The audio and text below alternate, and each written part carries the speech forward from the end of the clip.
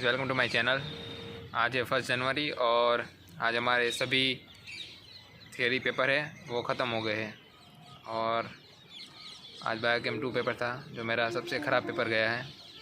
100 marks में से मैंने 30 मार्क्स का ही लिखा था, वो भी कल रात को मतलब शॉर्ट्स रिवीजन किया था तो उसमें से 2 क्वेश्चन आ गए थे तो वो दोनों परफेक्ट लिखे हैं और कुछ दूसरे छोटे मोटे आंसर थे वो लिखे हैं, बाकी सब ऐसे ही छोड़ दिया। तो ये फाइनल है कि रेमेडियल एग्ज़ाम तो अपनी होगी। तो रेमेडियल एग्ज़ाम मतलब जो फर्स्ट ईयर में स्टूडेंट आए हैं उनसे यूनिवर्सिटी अगर क्लियर नहीं हो सकती तो उनके लिए एक स्पेशल अरेंजमेंट है कि वो उनको फिर से रिपीट नहीं करना पड़े फर्स्ट ईयर। तो इसलिए उनके लिए एक मौका देते हैं कि तुम उनमें पास कर जाओ। अगर नहीं करते पास तो उनको फर्स्ट ईयर फिर से रिपीट करना पड़ेगा। तो मुझे लगता है कि मैं एनाटॉमी और बायोकेम दोनों में रेमेडियल एग्ज़ाम आएगी मेरी। फिजियो में 99% हो जाएगा, मैं पास कर लूँगा उसको। फिर भी देखते हैं, अभी रिजल्ट आने वाला है, बाद में देखेंगे। वीक पूरे एग्ज़ाम मतलब थियरी एग्ज़ाम था from Monday to Saturday. First 2 days anatomy 1 and anatomy 2, फिर physiology 1 physiology 2, anatomy biochemistry 1st and biochemistry 2। तो अपना तो फाइनल है कि मतलब एनाटॉमी में मतलब मैंने पढ़ा था उससे बाहर आया था, मतलब मैंने आई एम पी पढ़े थे और मतलब थोड़ा बाहर आया था और उतने कॉन्सेप्ट भी क्लियर नहीं थे क्योंकि कुछ मतलब मैंने इतना सारा पढ़ा नहीं था, मेहनत कम हुई थी शायद, और इसलिए फिर रेमेडियल हमें देनी पड़ेगी शायद शायद नहीं, पक्का ही देनी है। और मेरा फिजियो में भी रेमेडियल आता, पर देखो क्या हुआ, जब एनाटॉमी 2 दे के आया तो मतलब वो ख़राब गया था मेरा। तो मुझे मतलब पता चल गया था कि अब ख़राब ही होने वाला सभी, मतलब मैंने मान लिया था ऐसा, सब ख़राब हो जाए, सब पेपर ख़राब हो जाएंगे और MBBS नहीं होगा मेरे से, तो ख़त्म, बस रख दो, अब नहीं करने ही पढ़ने नहीं है। तो फिर मैंने 11 बजे से 2 बजे पेपर होता है, तो एनाटॉमी का मतलब ट्यूसडे को था पेपर एनाटॉमी 2 का, तो वो ख़राब गया। और फिर मतलब मैंने कुछ किया नहीं था फिर आके, फिर क्योंकि मुझे लग रहा था बस अब कुछ नहीं होगा। तो फिर फिजियो का भी नहीं, दूसरे दिन मतलब वेंसडे को फर्स्ट फिजियोलॉजी था। हाँ, तो उसका मैंने पढ़ा ही नहीं, कुछ नहीं पढ़ा था, बस उसके पहले पढ़ा हुआ था, पर उस टाइम मतलब रैपिड रिवीजन करते हैं तो थोड़ा ज़्यादा याद रहता, पर मैंने नहीं किया था उस टाइम। हाँ, तो फिजियो फर्स्ट का मैंने कुछ भी नहीं पढ़ा था, मतलब मैंने ठान ही लिया था आके कि बस अब पेपर नहीं देने मेरे को, बस कुछ भी हो जाए पेपर नहीं देने मेरे को। हाँ, तो मैंने फिर ये ठान लिया। फिर दोपहर में आके सो गया, फिर उठा 7 बजे उठ के फिर खाना खाने गए, खाना खाने आके फिर खाना खा के मतलब डिसाइड कर लिया था कि पढ़ना ही नहीं, मतलब कुछ मैंने डिसाइड कर ही लिया था पेपर नहीं देने, बिल्कुल एक भी पेपर नहीं देना अब। तो फिर पढ़ना तो था नहीं, मतलब पेपर डिसाइड कर लिया था तो मैंने पढ़ा ही नहीं। फिर पहले यूट्यूब शॉर्ट्स देखे, फिर नींद नहीं आ रही थी तो मैंने 2 पिक्चर डाउनलोड किए, अतरंगी रे एंड अजहर। तो फिर वो दोनों पिक्चर देख डाली मैंने कुछ पढ़ा नहीं मैंने, सिर्फ पिक्चर ही देखी। फिर मतलब इतना सोच ही लिया था कि अब पेपर नहीं देने तो मैं क्या ही पढ़े फिर। तो रात को फिर मतलब ऐसा रूटीन बन गया है कि 3-4 बजे नींद आती है। तो फिर तब तक मूवी देखी और फिर बाद में 3:30 बजे मैं सोया और फिर सुबह 10 या 10:30 बजे उठा मैं और 11 बजे एग्ज़ाम थी।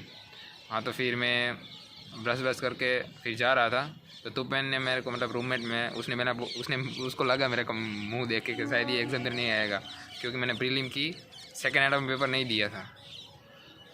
तो उसने पूछ लिया कि एग्ज़ाम दिन नहीं आने वाला। हाँ, तो मैं मतलब झूठ बोल सकता था पर पता नहीं क्यों मैंने सच बोल दिया, हाँ मैं नहीं आने वाला ऐसा।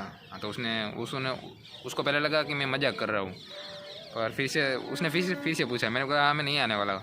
तो उसने पहले मेरे को छोड़ से बोला, गुजराती में बोला सानी मानी आयल हिम, मतलब चुपचाप चल।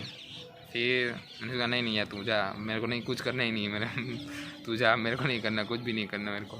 हाँ, तो फिर उसने अपनी भाषा में समझाया पर फिर भी मैं नहीं माना, तो उसके नीचे गया, संजय को बुला के लाया। तो संजय ने समझाया मेरे को फिर से, तो बोला अटेंडेंस ज़रूरी है, चाहे कुछ भी मत लिख, तुम सिर्फ सो जाना। तो फिर मुझे लगा चल ठीक है, ऐसे यहाँ पे क्या ही करूँगा मैं हॉस्टल पे। फिर गया, तो आप मानोगे नहीं, मैं उस पेपर में मैंने कुछ नहीं पढ़ा था, सिर्फ आगे पढ़ा था। मतलब प्रीलिम के बाद हमें मतलब 20 दिन का शायद टाइम मिला था, तो उसमें मैंने फिजियोलॉजी और एनाटॉमी किया, और उसमें मैंने फिक्स किया था बायोकेमिस्ट्री भी नहीं पढ़ना है, वो रेमेडियल एग्ज़ाम के लिए ही रखना है, मैंने पढ़ना ही नहीं है बायोकेमिस्ट्री।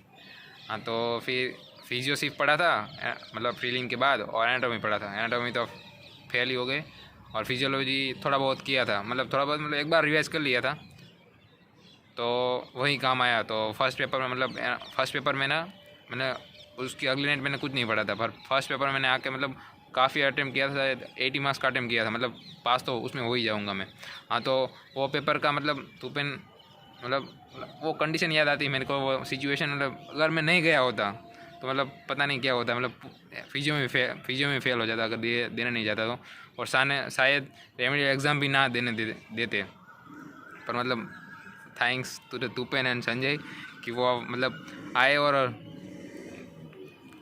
पूरी कंडीशन चेंज कर दी। फिर आके मतलब इतना कॉन्फिडेंस था, क्योंकि मैं इतना लिख दिया था, मुझे पता ही नहीं कि मैं इतना लिख पाऊँगा, मतलब इतना लिख दिया। फिर मुझे थोड़ा कॉन्फिडेंस आया, तो फिर दूसरे दिन फिजियोलॉजी 2 था, तो उसका भी पढ़ डाला, तो फिर वो भी अच्छा गया, तो मुझे लगता है फिजियो में मैं पास हो ही जाऊँगा।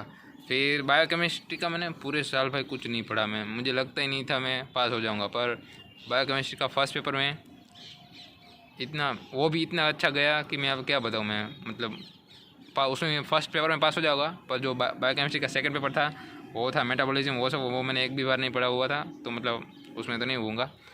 पर एक मतलब शिफ्ट आ गया, मुझे लगता था बायोकेमिस्ट्री होएगा ही नहीं, पर मैंने मतलब सिर्फ एक रात में ही जितना पढ़ा उसमें से मैंने काफ़ी सारा लिखा, तो मैं पास हो जाऊँगा 100 में से 40 नंबर, 100 में से 40 के ऊपर आ जाएंगे।